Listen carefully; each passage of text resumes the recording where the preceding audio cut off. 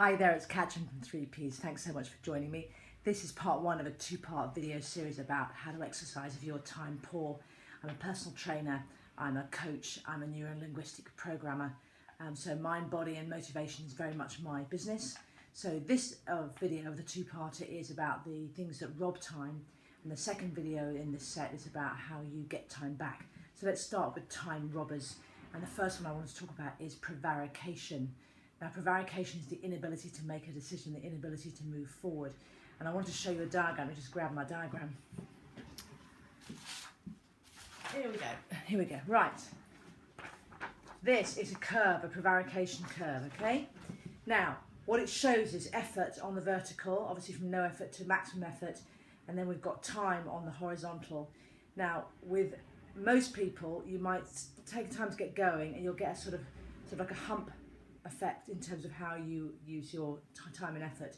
If you prevaricate, you do nothing, getting close to the deadline, nothing, whoop, maximum amount of effort just as you get to the deadline. So you get things done straight, just in time. Now, that's a very, very high stress way to work, and it also sucks time because at the point at which it becomes massively urgent, you have to push everything out of the way and just deal with that one task. Now, I've got two suggestions for you about prevarication. One is to accept the fact you're a prevaricator and schedule your time so you know that as you come close to deadline, there needs to be minimal other things going on so you can just deal with this one task because you're up against it.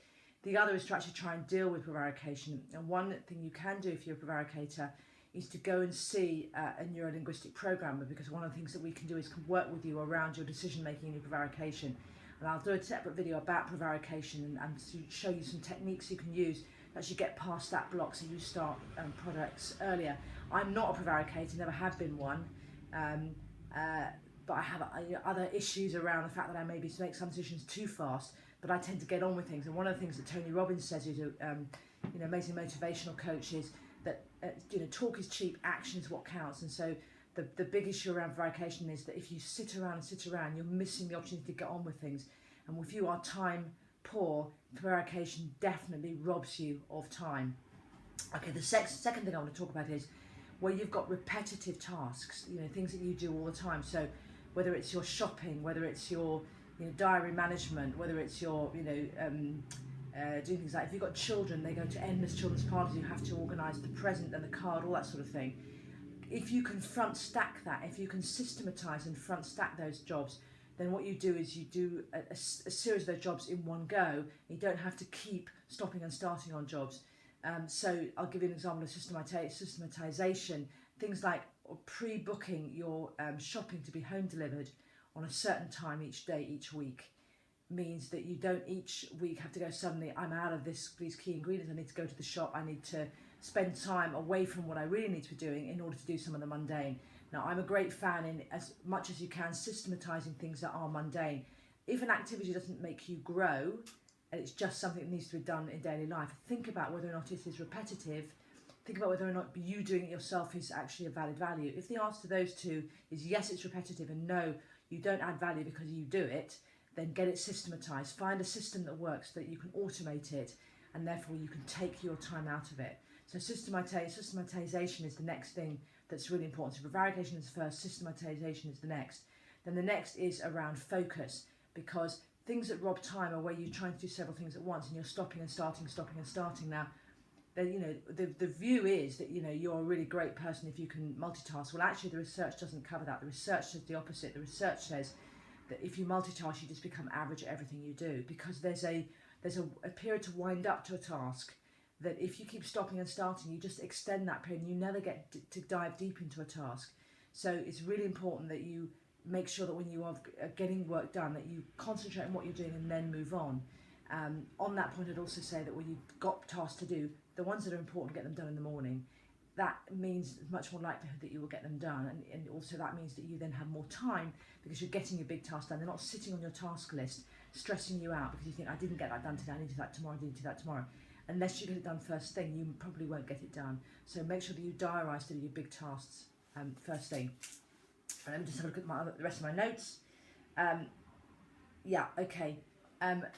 Back on the shopping theme, things like clothes shopping, that does suck a lot of time. Now, some people see that as a you know, as a recreation. I would say yes, maybe it is a recreation. But if you look at people like Steve Jobs of Apple, they wore the same clothing every day. Why did they do that? Because they were about trying to keep their focus on things where they really added value and where they would achieve their goals. So where you are time poor, then it's really important that you cut out things which don't liberate time for you, which don't actually add, you know, value to your soul. They're just about activity.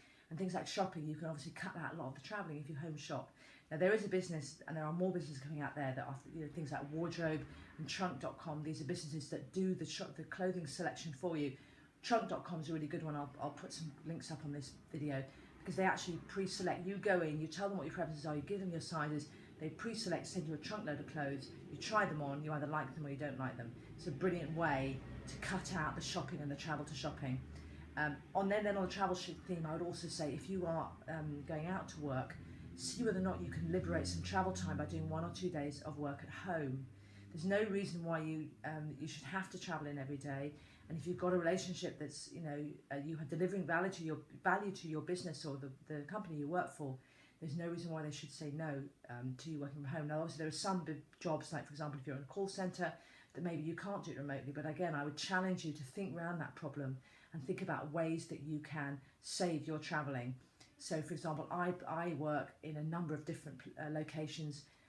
2 of those locations, I've got a 4-hour travel time per day minimum. Now, I only do that 2 days a week. If I did it 3 days a week, that would rob me of another 4 hours of my week, which I don't really want to spend travelling. So the negotiation that I had around this was that I was willing to travel 2 days a week, but the other 2 days a week I work locally, and then I have 1 day a week where I actually work from my home office. So that's how I try and keep that time sucking of travelling under control. Think about your own life and think about the travelling time that you're sucking away from things that could be more valuable to you, and see if you can liberate that time either by home working, you know, maybe working or travelling not outside the rush hour. Again, if you're travelling during the rush hour, it takes longer to get to work. So think about whether you could start early and end early, or start late and end late, okay? Then, other time robbers, is insomnia, an amazing time robber. I'm, you know, in the sort of Tim Ferriss camp. I tend to struggle often to switch off at night, and I'm therefore sometimes working quite late and then getting up very early. Now, I know that if I do that for any length of time, I become much less effective in terms of how I manage my time, because I'm clouded by tiredness. So if you are an insomniac, really think about how you can change your habits to make it easier for you to fall asleep. Now, there are classic ones like obviously not having caffeine after a certain hour. You need to some extent almost split test it with yourself. So work out look at all the advice around insomnia, and then test out and go through the different solutions and see what works for you. So it may be caffeine, it may be no screens after a certain hour, it may be reading, you know, fiction, for example, in bed is a great one. It may be taking some exercise during the day. I find that caffeine is the big one for me, that if I have caffeine after sort of 7 at night, I'm still wide awake at 10 or 11 at night. But work out what works for you to get yourself down to bed at night, because if you are tired during the day, you just are less productive and you waste time. That's quite apart from what it does for you physically, and also if you are tired during the day, you're more likely to eat junk because you crave sugar. So insomnia is another example of something that sucks time. The last one I want to talk about was social media and television and the general sort of faffing around that we all do. And to give you this piece of advice, which is all of us use social media. It's very useful. I use it a lot. I listen to podcasts. I've got Twitter. I've got certain things I look at on YouTube. What I have done is turned all my notifications off, so I don't have things pinging at me all day. I don't have notifications on email or any of the social media sites, because that is a distractor, and it is more likely to take you off your path. And number one, encourage you to multitask, so try and do several things at once. But number two, just divert you and waste your time. So I don't allow myself to look at any social media at all until I've got my main task done for the day. I look at my email, just literally scan it for anything urgent first thing, and then again that goes off, and I deal with my major tasks first thing in the day.